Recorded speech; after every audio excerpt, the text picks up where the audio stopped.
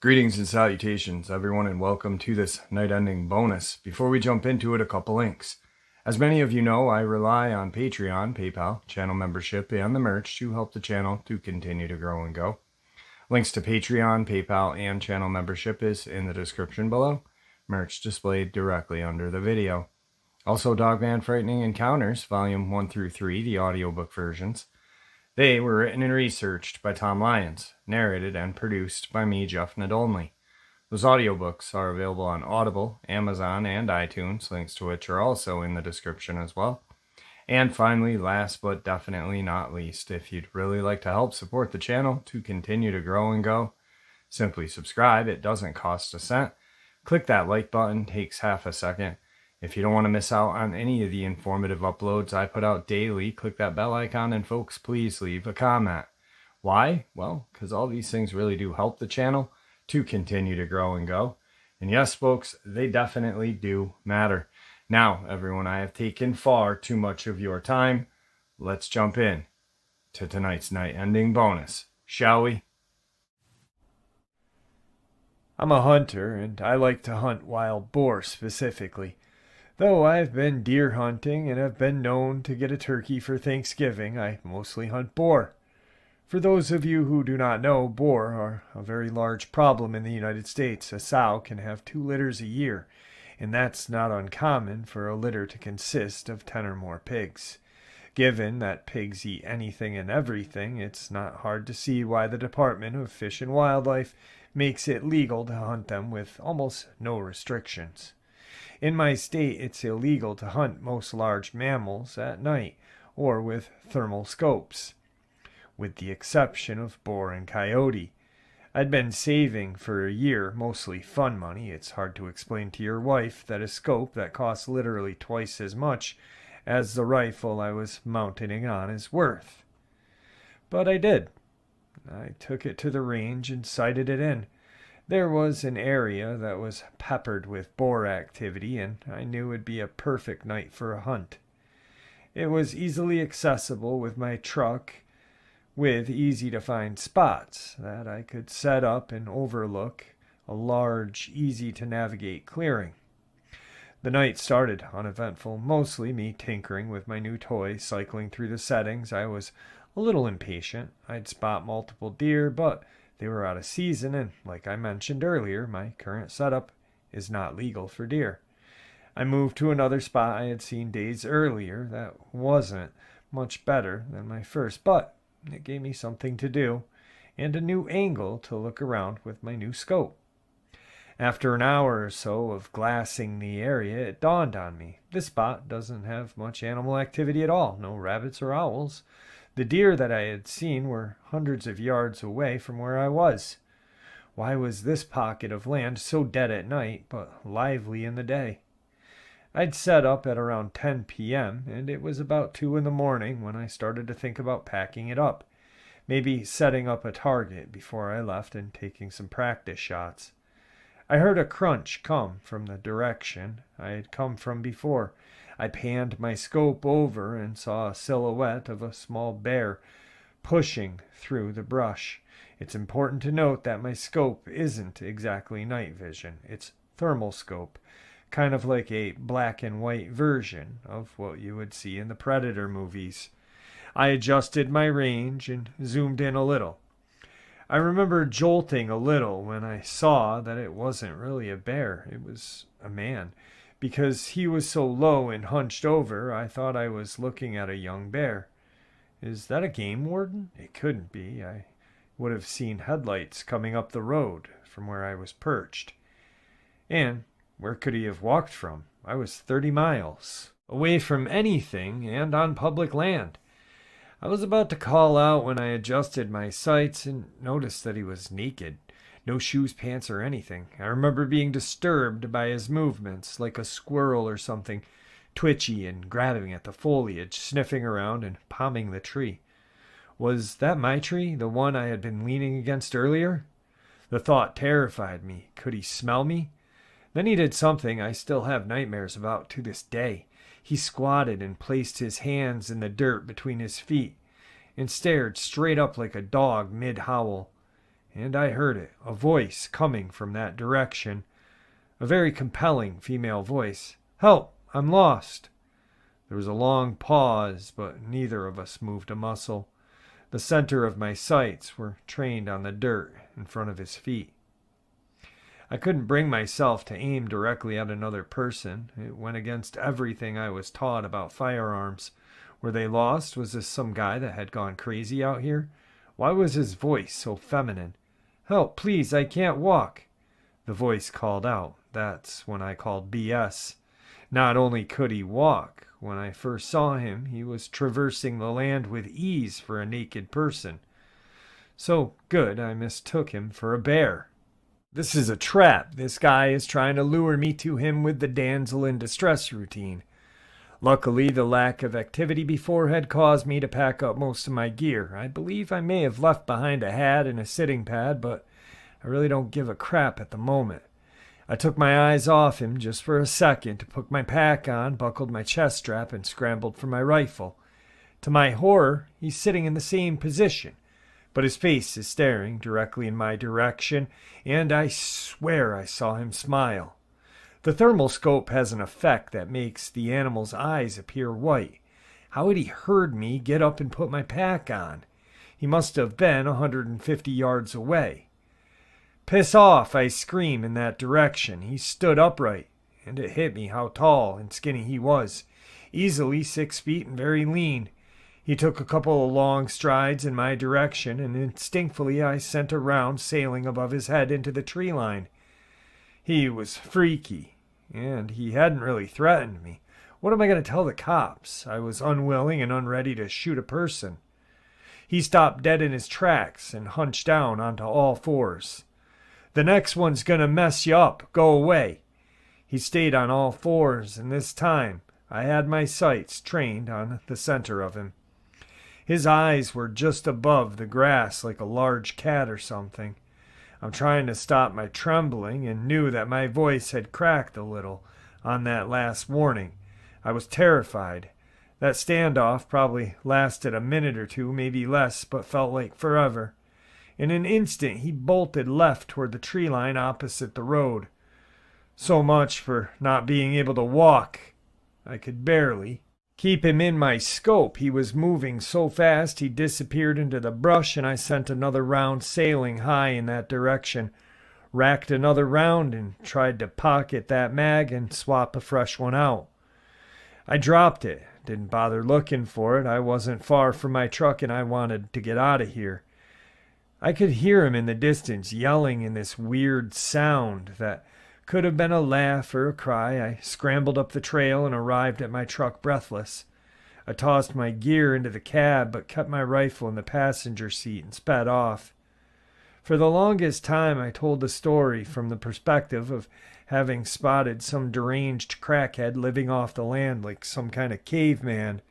I reported it to Fish and Game, but all they did was scold me for hunting at night alone. Never received an update. It wasn't until I told this experience on a camping trip that my nephew told me about cryptids and such. My experience scared the crap out of him because the spot we were camping at was technically the same forest I had seen this thing, just 50 miles east of it. He was so spooked, his mom, my cousin, had to take him home. She was really upset. I've gone down a rabbit hole on these scary experiences. I'm not saying what I definitely saw was a cryptid, or I don't know. I'm saying that if such a thing exists, I may have dodged quite the bullet that night. Or maybe it was just a tweaker being Donnie Thornberry in the middle of the night. Either way, I'm pretty lucky. I don't know why, but I truly enjoy that experience. I think about it sometimes since the first time I shared it. And actually tonight's first video is supposedly a video of a mimic. And if you look at how this, whatever it is, person, feral person, mimic, whatever, how it moves, it almost moves its shoulders the way this guy describes how what he saw did as well. Check it out.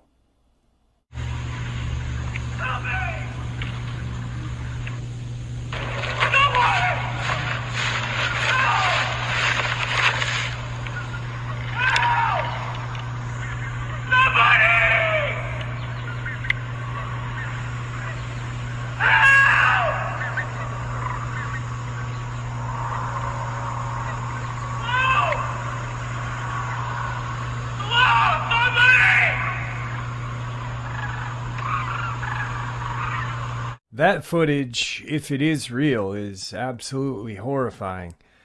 The person who videoed it claims that it is real.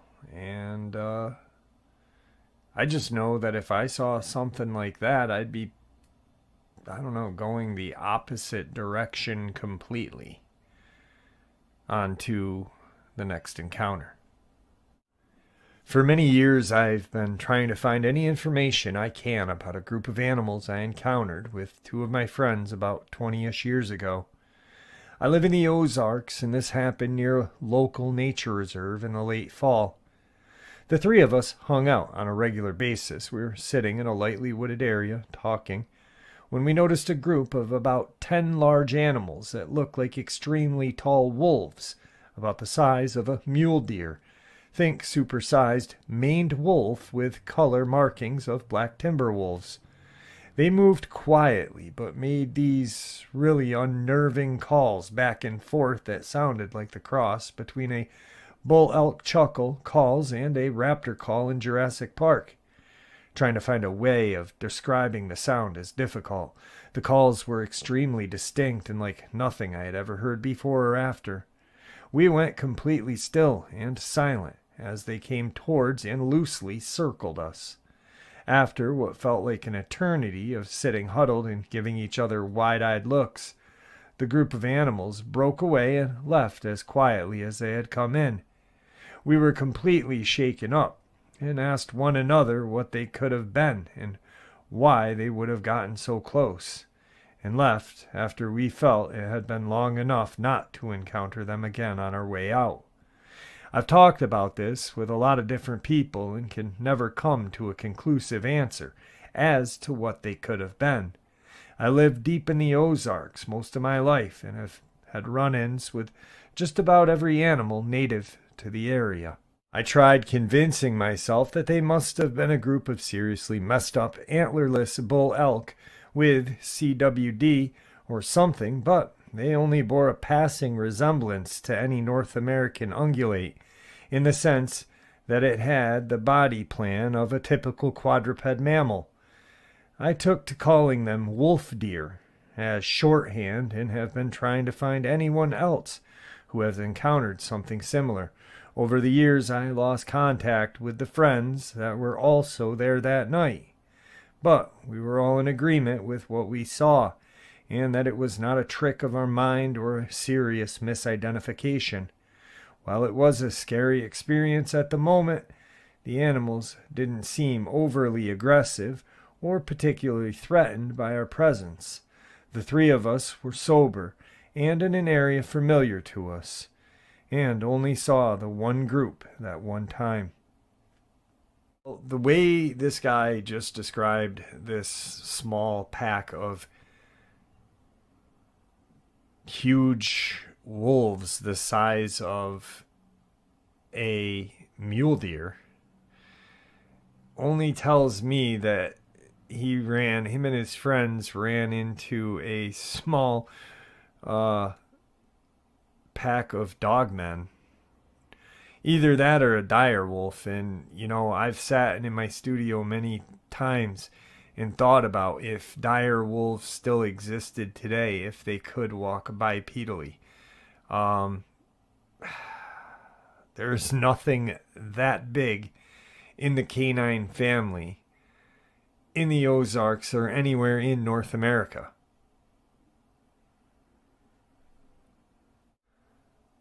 This last piece of video evidence is one of my favorites. If you look at it and you really look at the last piece where it's brightened up, you can actually see a face. Is it a Bigfoot? Is it a Dogman? Is it a creeper? Which pervert? I'm leaning towards Bigfoot, to be honest. Check it out.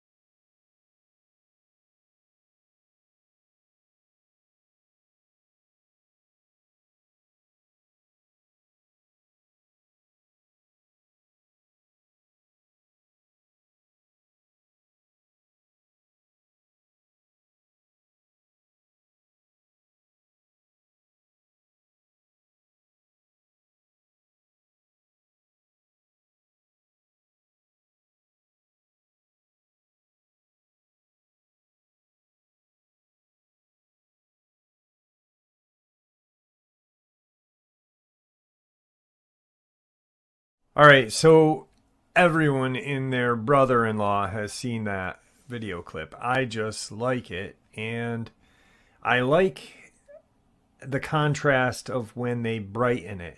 You can see that it's not some sort of creeper pervert. You can see that it is some sort of animal, cryptid. It's definitely not human. Moving on to tonight's final encounter.